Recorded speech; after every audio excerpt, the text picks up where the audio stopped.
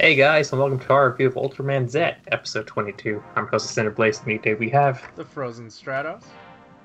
I'm Aerosol. Alright, let's jump right into this episode, which I thought was really refreshing. I forgot how likable these characters are if you just let them breathe and just kind of do their own thing.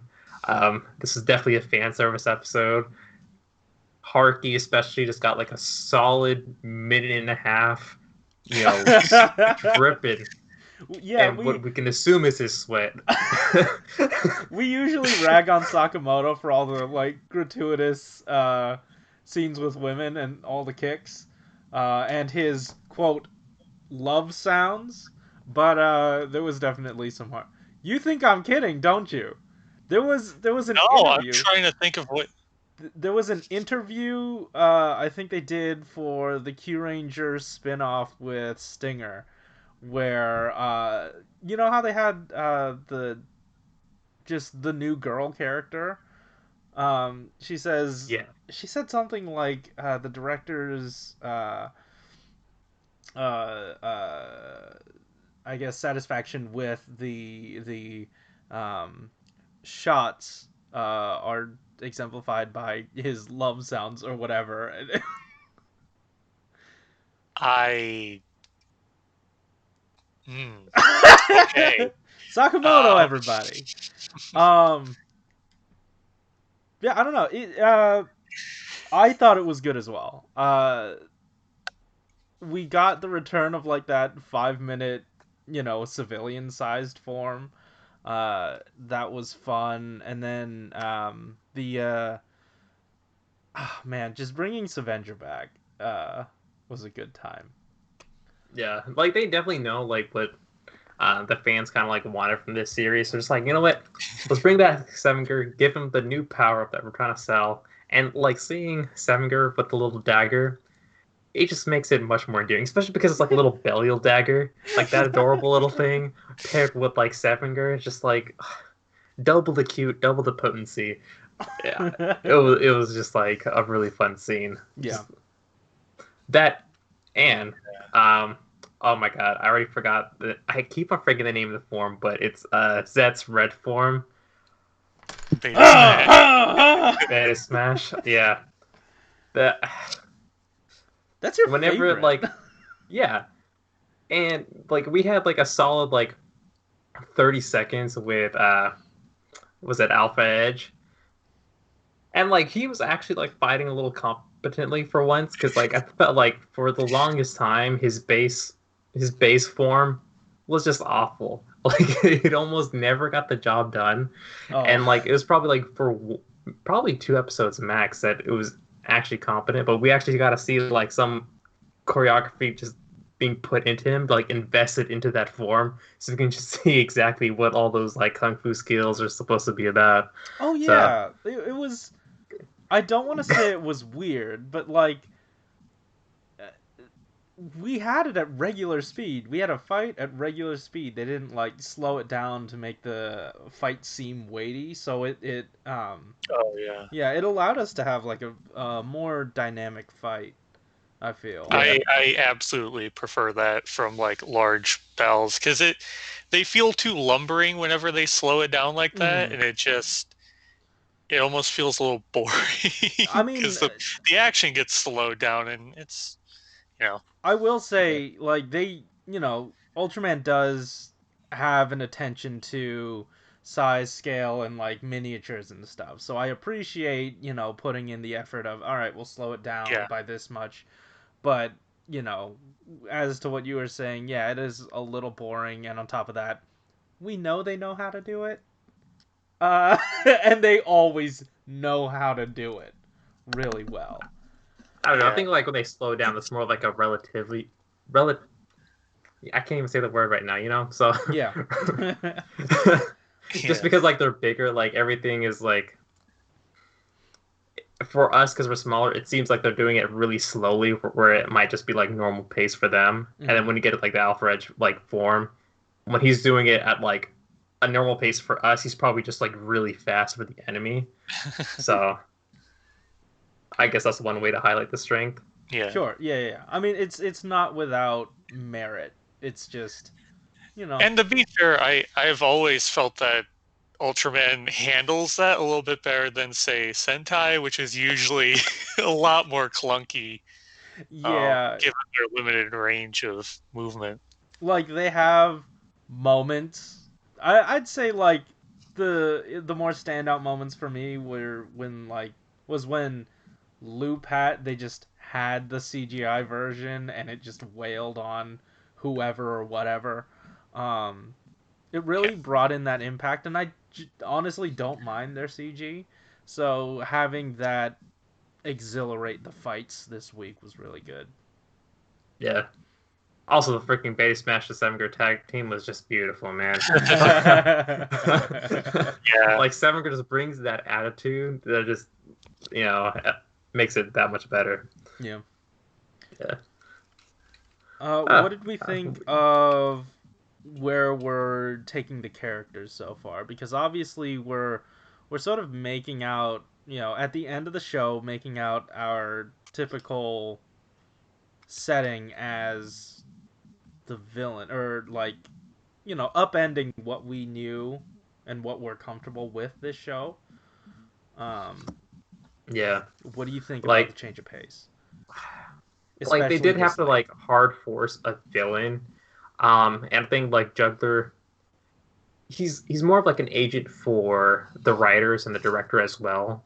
Like he got like a memo that he needed to force the Ultroid Zero to come online by next episode. So he's like he was busy this episode setting that up for the writers. So a lot of appreciation going towards him to at least give us a finale. But I thought that like the way they kind of like moved on was like all right. It was nothing like too major, Mm-hmm.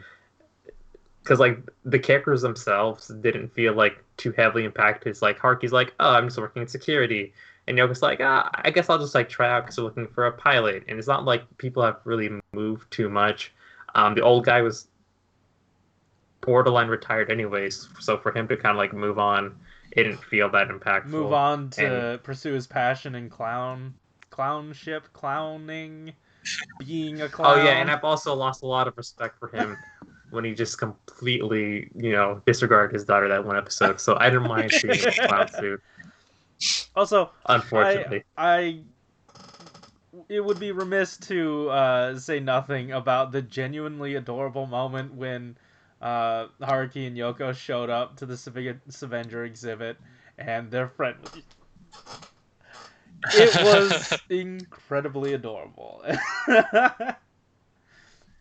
What a wonderful scene. And like having them all, because I do appreciate them having spend time without each other, so it makes them like appreciate each other even more.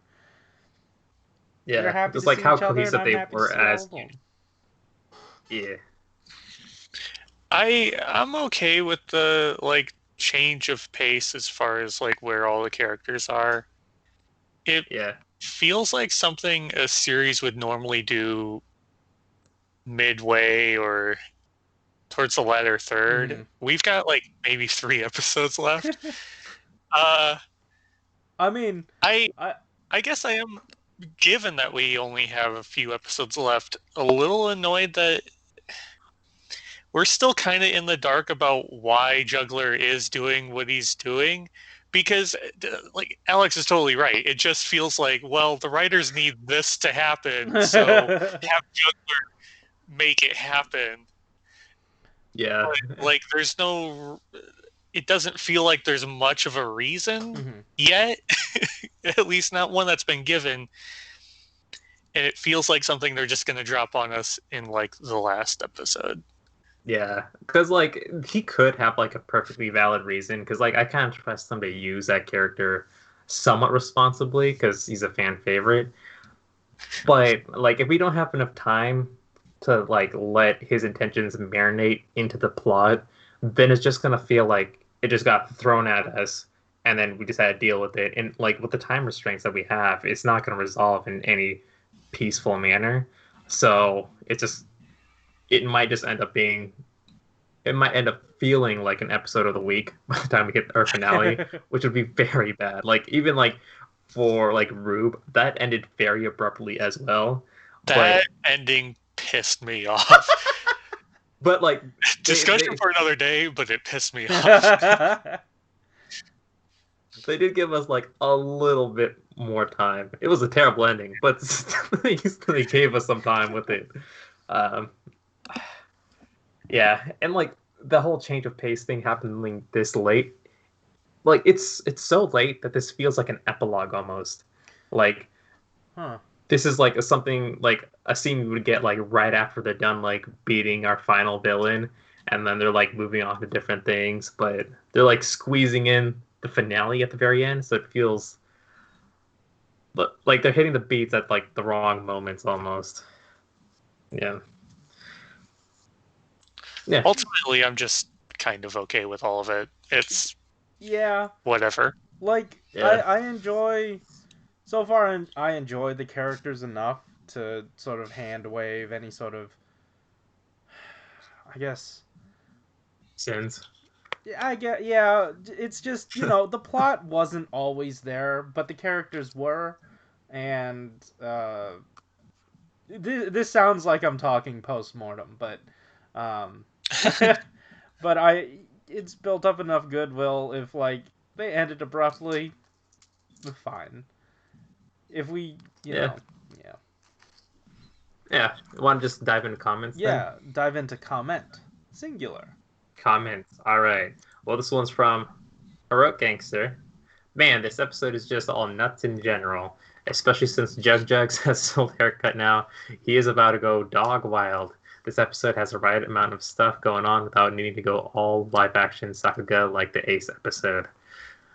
Yeah, I felt like this was definitely one of the better balanced episodes. Mm-hmm. Like we got time to like sit with the humans, and then we got like a lengthy kaiju fight, but not like too lengthy that just kind of like bogged down everything else. Because I feel like we've had episodes like that frequently with this series. So yeah, all in all, good stuff. You guys have any other things to add before we sign off? All right. What? Okay, never mind. Go ahead. Oh no, I was just saying, do we have any other things before we sign off? And then you just went, all right, we do. Yeah. We don't. Yeah. You guys look like you're both conceding, so good. No, I was just gonna joke about how like the robot Ultraman has to be Zero. Like why is it Zero instead of Zett? What sense does that make? Because they've already made an Android Zero before, so there's like, why not another one? And I'm just kind of thinking, like, why another one? It looks better, I'll say that. I guess there's been this fixation with Zett and Zero, but they've refused to have Zero on the show, so what's the point of that now? Yeah. It just seems like if these humans are going to base it off of an Ultraman that they are familiar with, why not the one they're familiar with? Yeah. Yeah, I don't know what kind of like data they're getting for that freaking Ultraman, but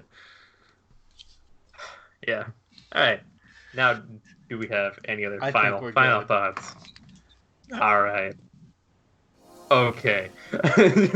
Just giving you guys a little more extra. Alright guys, that's it for our review. Make sure to like, comment, subscribe. Check our description down below. There's a little link where the ad revenue benefits the 11 movement. That's awesome. Check it out. Alright, that's it from us. Good JC. Bye.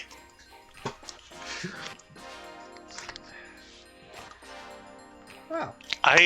This episode did succeed at making me crave boba, which I went and got today. Man, now I want some.